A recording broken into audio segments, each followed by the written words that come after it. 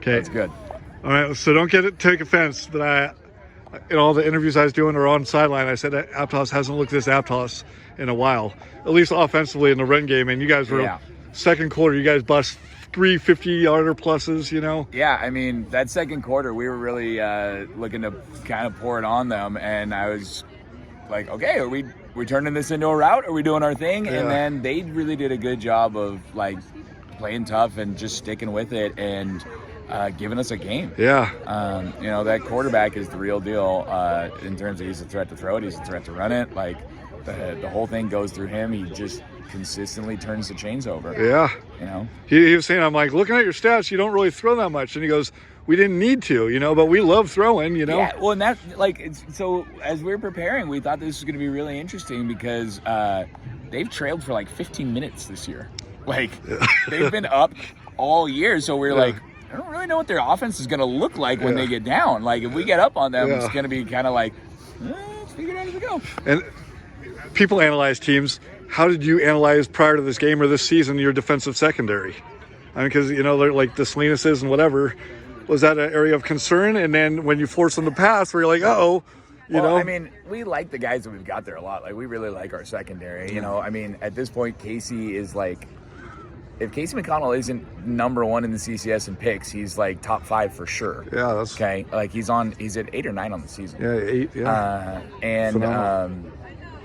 You know, it's like we've got good players there, and we felt good about it because, like, after the crucible of SoCal, Salinas, Monterey, like, it's like Midi.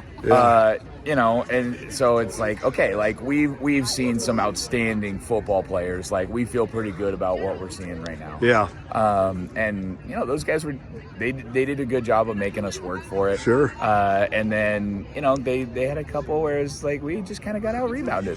Well, there's wacky plays on both sides, which made it extra thrilling. Yeah. I mean, like, you know, this game was kind of off the rails for a little while. Like, I mean, the one where it tips off of freaking Casey and goes to Damien, who just scoots in. It's like, that was a double tip, by the way.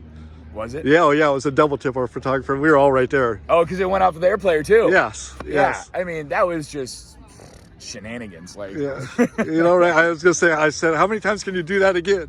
Yeah. He's like, oh, it was special. You know. Yeah. Just good. You know, 2 good football players just being in the right place, and good things happen. Well, McConnell's run where he's all wrapped up and then he breaks it for 36 yards. Yeah, I mean, it just, like, you know, he's in the mess and he's just keeping his legs moving and just finds a way. So, but I thought he was wrapped up. Yeah. You know? I mean, you know, it was wild because, like, I was looking at the play.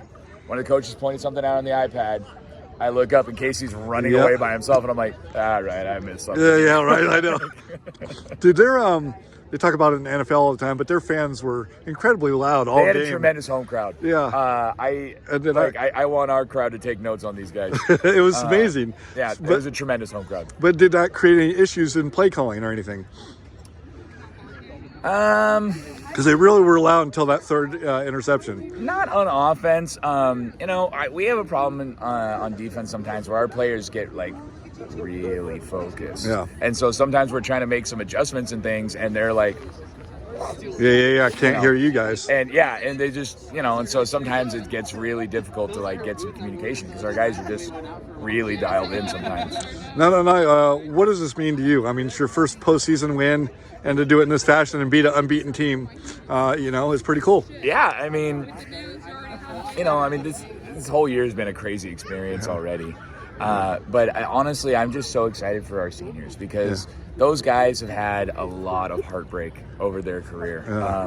You know, we were saying, I went back and I looked at the outcome of their first 3 seasons, and they were 8-22.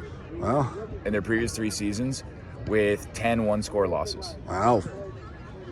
Like, and if you just flip a couple plays in each of those games, all of a sudden it's like, this is a group that's been very successful, and just they've been so close. And so, you know, going 5-5, making the playoffs, winning a playoff game, like, for a great group of kids, I'm so happy for them that they're getting to experience this. It's well deserved.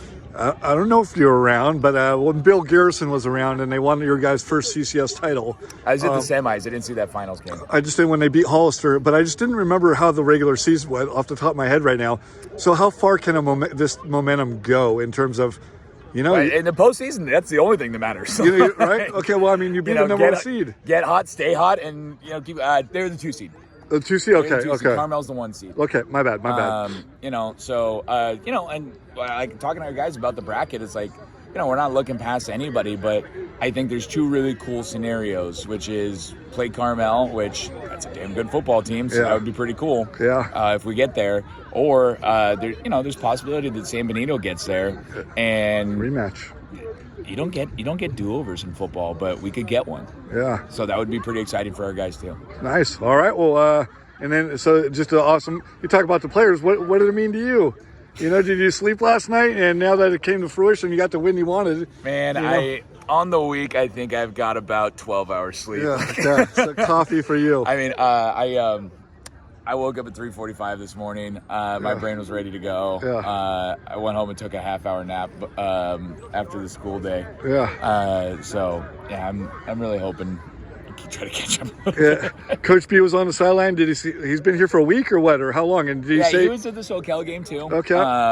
But he was here just supporting us, and he came over and gave me a handshake, and because we were still coaching the hell out of our guys with like 14 seconds left. He comes over, you're up 3 scores. Yeah. And then all of a sudden we're only up 2 scores. Yeah. All right. Well, everyone started talking about the Tyson fight on the sideline. It's like, guys, there's still. I don't want to know. I don't know. I didn't look at my social media.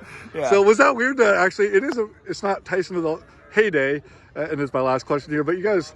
In terms of like, hey, remember that game we played in the football when we landed on the moon or whatever, you know what I'm saying? Yeah. Like there's a Tyson fight tonight, so. That's wild. And you guys delivered a knockout blow, to someone, so. Thank you. All right, so I don't know how that ended, but hey.